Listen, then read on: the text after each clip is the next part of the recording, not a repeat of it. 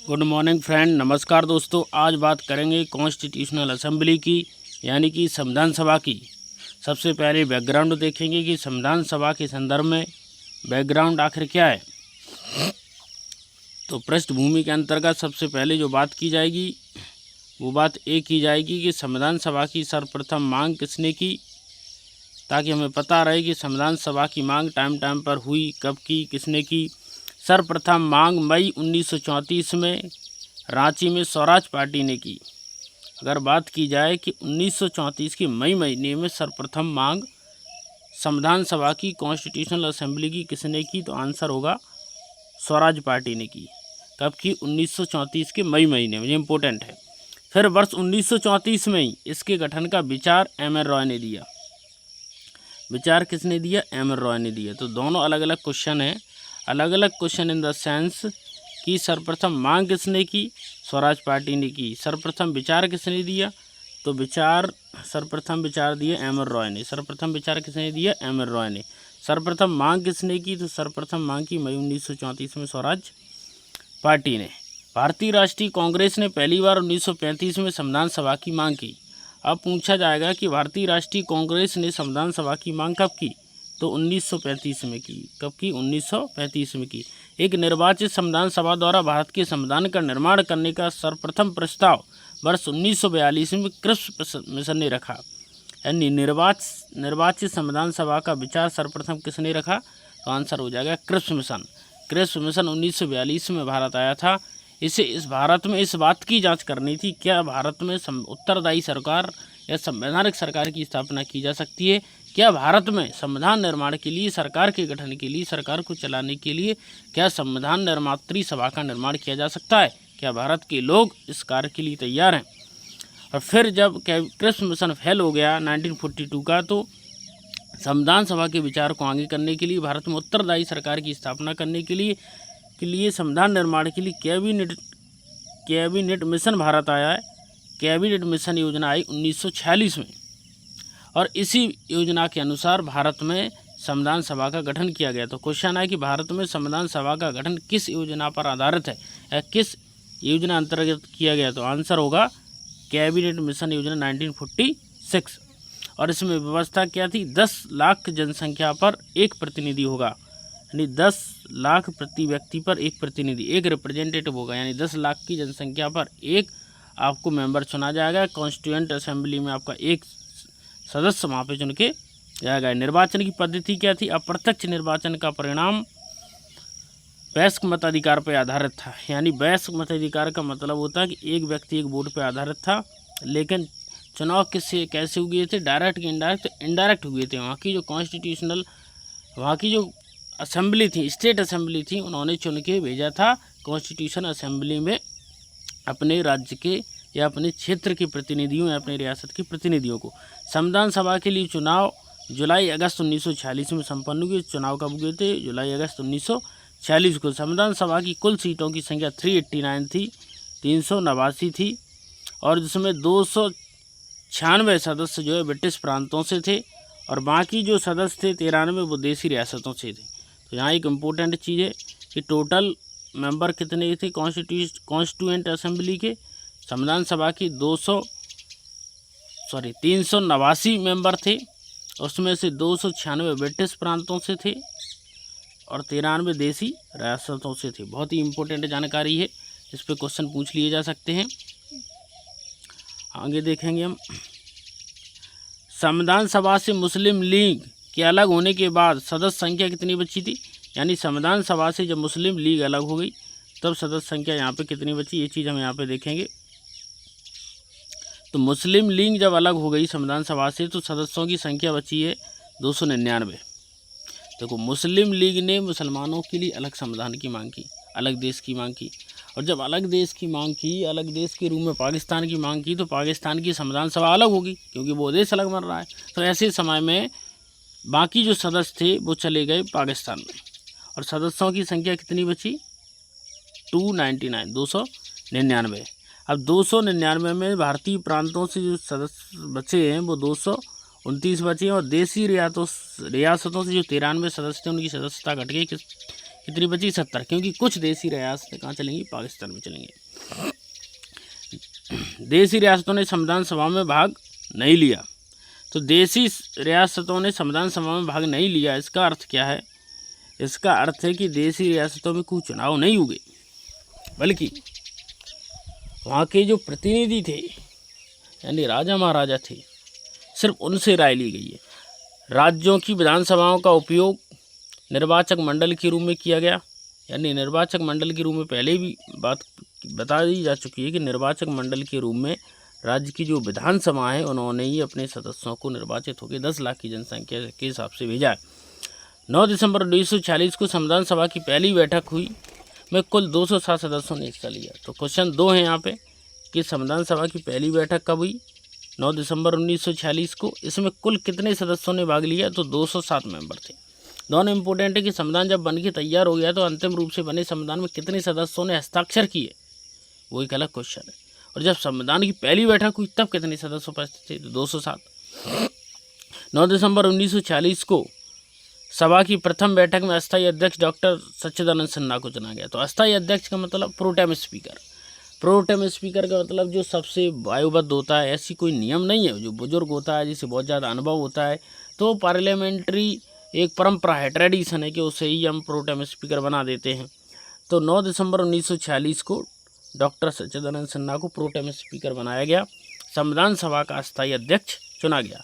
फिर 11 दिसंबर 1946 को संविधान सभा की पुनः बैठक हुई और इस बैठक में डॉक्टर राजेंद्र प्रसाद को निर्विरोध, मतलब बिना विपक्ष के, बिना विरोध के चुन लिया गया और उन्हें स्थायी अध्यक्ष बनाया गया। तो स्थायी अध्यक्ष किसे बनाया गया? डॉक्टर राजेंद्र प्रसाद को। संविधान सभा के सचिव की बात की जाए तो संविधान सभा के सचिव के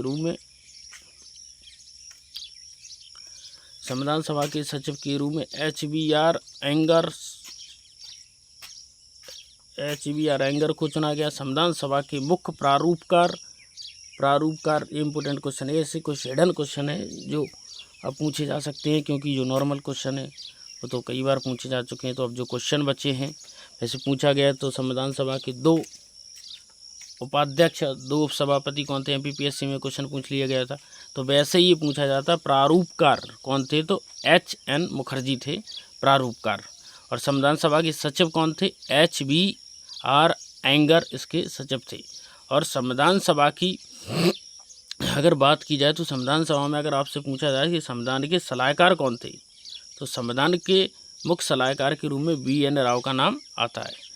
संविधान सभा में महिलाओं की अगर बात की जाए तो संविधान सभा में महिलाओं की कुल सदस्य संख्या थी 15। आप सोचो उस जमाने में भी महिलाओं की सदस्य संख्या कम थी, लेकिन फिर भी 15 तो थी, यानी महिलाओं को हमने छोड़ा नहीं रिप्रेजेंटेशन में, जो कि उनकी आधी आबादी, उनका भविष्य है, उनको यानी कॉन्स्टिट्यूशन सिर्फ पुरुषों के लिए थोड़ी ना है, महिलाओं के लिए भी है। तो जो महिलाओं के लिए, उसमें महिलाओं की हमने रिप्रेजेंटेशन को सुनिश्चित तो किया, कम ही सही हुआ तो है।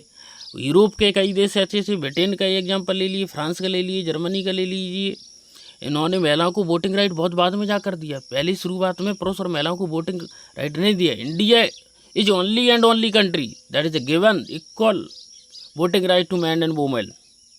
महिला और पुरुषों को एक समान वोटिंग राइट देने वाला दुनिया का पहला देश इंडिया ही है। संविधान सभा में 15 महिलाएं थी। कौन कौन सी थी? विजयलक्ष्मी पंडित थी, राजकुमारी अमृत कौर, सरोजिनी नायडू, सुचेता कृपलानी, पूर्णिमा बनर्जी, लीला रॉय, जी दुर्गाबाई, हंसा मेहता, कमला चौधरी, रेणुका राय, मालती चौधरी, दक्षयानी, बेलायुधन बेगम, एजाज रसूल, एनी मस्करीनी, अम्मू स्वामीनाथन, ये 15 महिलाएं थीं जो संविधान सभा में थी। इनमें से कुछ के नाम आपको याद होना चाहिए। अब हम बात करेंगे संविधान निर्माण की प्रक्रिया की, यानी संविधान निर्माण में कितना समय लगा, कब बन के तैयार हुआ। तो संविधान निर्माण में जो समय लगा वो लगा 2 वर्ष 11 माह 18 दिन, यानी टोटल संविधान हमारा 2 वर्ष 11 महीने 18 दिन में तैयार हो गया। और 26 नवंबर 1949 को संविधान हमारा पूरा बन के तैयार हो गया था। इसी दिन हमने संविधान को अंगीकृत, अधिनियमित और आत्मा अर्पित किया था, यानी बनाया खुद को ही एनेक्ट किया, यानी खुद ही लागू किया और खुद को ही समर्पित किया। यानी हमने अपने कॉन्स्टिट्यूशन को कोई ईश्वर, कोई गॉड, को समर्पित नहीं किया बल्कि भारत की जनता को ही समर्पित किया। इसलिए हम कह सकते हैं कि इंडिया का जो कॉन्स्टिट्यूशन है वो एक सेक्युलर कॉन्स्टिट्यूशन है, एक धर्मनिरपेक्ष संविधान है, क्योंकि हमने संविधान के किसी भी पार्ट में या किसी भी भाग में किसी देवी देवताओं का उल्लेख नहीं किया। तो 26 नवंबर 1949 को जिस दिन हमारा संविधान बन के तैयार हो गया था, उस दिन हम विधि दिवस, संविधान दिवस या कानून दिवस के रूप में मनाते हैं। इसके पश्चात कुछ प्रोविजन संविधान के उसी दिन लागू कर दिए गए थे, जैसे इलेक्शन, सिटीजनशिप, प्रेसिडेंट से संबंधित कुछ रूल्स, ये सारे प्रोविज़न हमने 26 नवंबर 1949 को लागू कर दिए थे। बाकी बचा हुआ जो पूर्ण संविधान है वो हमने 26 जनवरी 1950 को लागू किया, इसलिए 26 जनवरी 1950 को पूरी तरह से संविधान लागू हो गया। 24 जनवरी 1950 को अगर बात की जाए को सदस्यों द्वारा संविधान पर हस्ताक्षर किए गए और उस दिन जो सदस्यों की संख्या थी वो 284 थी। 284 सदस्य जो थे वो संविधान सभा में उपस्थित थे। तो जिस दिन संविधान की प्रथम बैठक हुई थी 207 सदस्य मौजूद थे, जिस दिन अंतिम बैठक हुई थी उस दिन 284 सदस्यों ने संविधान पर हस्ताक्षर किया था, यानी पूर्ण बने हुए संविधान पर हस्ताक्षर किया था। BN राव को संविधान सभा का संवैधानिक सलाहकार नियुक्त किया गया था, इसकी चर्चा हम कर चुके हैं। BN राव मीन्स बेनेगल नरसिंह राव, इन्हें संविधान सभा का कॉन्स्टिट्यूशनल एडवाइजर, संवैधानिक सलाहकार नियुक्त किया गया था। पूर्ण रूप से संविधान 26 जनवरी 1950 को लागू कर दिया गया था। संविधान सभा की कुछ थिंकरों ने आलोचना की है या कह लीजिए कि कांग्रेस के संबंध में कुछ कमेंट किया, इसको समझ लेते हैं। ये पॉलिटिकल साइंस के स्टूडेंट के लिए अत्यंत इम्पोर्टेंट है और जो पॉलिटी की MPPSC या UPSC की तैयारी कर रहे हैं उनके लिए भी इम्पोर्टेंट रहेगा। संविधान सभा की आलोचना ग्रैनविल ऑस्टिन ने की। संविधान सभा कांग्रेस थी और कांग्रेस संविधान सभा थी। इनका स्टेटमेंट है कि संविधान सभा ही कांग्रेस थी और कांग्रेस ही संविधान सभा थी। ग्रैनविले ऑस्टिन का कथन है, यानी ये कहना चाहते हैं मानो कि संविधान सभा में जितने सदस्य थे वो कांग्रेसी थे और इस प्रकार जो संविधान सभा में सदस्य थे कांग्रेसी थे, तो कांग्रेसियों ने ही संविधान बनाया, जबकि हकीकत ये है कि सिर्फ उसमें कांग्रेस ही नहीं था बल्कि कम्युनिस्ट पार्टी भी थी और अन्य राजनीतिक क्षेत्रीय पार्टियां थीं, अन्य सभी धर्मों, समाजों, जातियों के लोगों का प्रतिनिधित्व था। लॉर्ड विस्काउंट निकाय हिंदुओं का निकाय था, क्योंकि मुसलमानों ने अलग मुस्लिम लीग की मांग की थी और मुसलमानों के लिए अलग देश पाकिस्तान बनाया गया और पाकिस्तान की एक अलग संविधान सभा थी।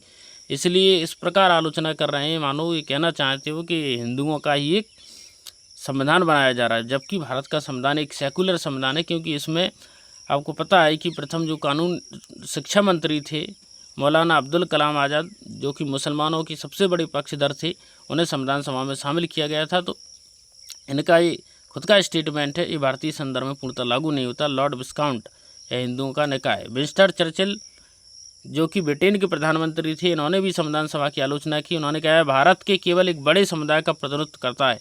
बड़े समुदाय का मतलब कहना चाहते हैं जैसे कि हिंदुओं का ही प्रतिनिधित्व करता है, क्योंकि हिंदू ही भारत में सबसे बड़ा समुदाय है। हिडन कहा, इन्होंने डायरेक्ट नहीं कहा क्योंकि प्रधानमंत्री, इसलिए इनडायरेक्ट बोला है, पॉलिटिकली बोला है। यह भारत के केवल एक बड़े समुदाय का प्रतिनिधित्व करता है, जबकि यह संपूर्ण भारत का प्रतिनिधित्व करता है। UGC, नेट, PGT इत्यादि एग्जामों के लिए भी समान रूप से सीरीज हमारी इम्पोर्टेंट है, क्योंकि बहुत ही इम्पोर्टेंट जानकारी हम आपको दे रहे हैं। अब निराजुद्दीन अहमद ने इसे अपवहन समिति कहा। अपवहन समिति, अपवहन का मतलब है जो ऊपर से नीचे बहती हुई, यानी कि ऊपर से संविधान बनाया और नीचे जनता पे लागू हो गया। तो इस संविधान सभा के संदर्भ में हमने आपको इतनी सारी जानकारियाँ दी हैं। आपको वीडियो अच्छा ज़रूर लगा होगा। अगर वीडियो आपको अच्छा लगता है तो चैनल को लाइक, सब्सक्राइब और शेयर करना ना भूलें। नेक्स्ट वीडियो में हम संविधान सभा की विभिन्न समितियों का और उनके अध्यक्षों की चर्चा करेंगे। नमस्कार, जय हिंद।